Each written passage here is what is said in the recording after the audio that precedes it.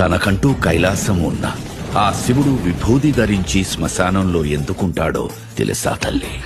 మనిషి చనిపోయాక దహన కార్యక్రమాల అనంతరం ఆ దేహాన్ని ఒంటరిగా విడిచి అందరూ వెళ్ళిపోతారు.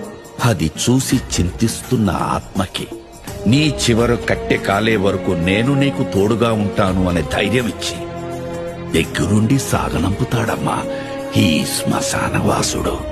మరణంలో తోడుండే ఆ మహాశివుడు తన ప్రియ భక్తుడు ప్రాణాలు తీసుకెళ్లడానికి యమధర్మరాజు వచ్చినప్పుడు మార్కండేయుడు మృత్యుంజయ మంత్రం జపిస్తూ అక్కడున్న శివలింగాన్ని కౌగిలించుకున్నప్పుడు అదే శివలింగం నుండి ఉగ్ర రూపంలో వచ్చి మృత్యుదేవతకే మృత్యువు చూపించి మార్కండేయుడు ప్రాణాల్ని కాపాడిన మహామృత్యుంజయుడమ్మా. గంగ ఉధృతంగా భూమిపైకి ఎగసినప్పుడు ఈ భూప్రపంచం ఎక్కడ తల్లడిల్లిపోతుందో అని ఆ గంగని తన జటాజూటాలలో బంధించి ఈ భూమండలాన్ని కాపాడిన జటాధరుడమ్మా ఈశ్వరుడు.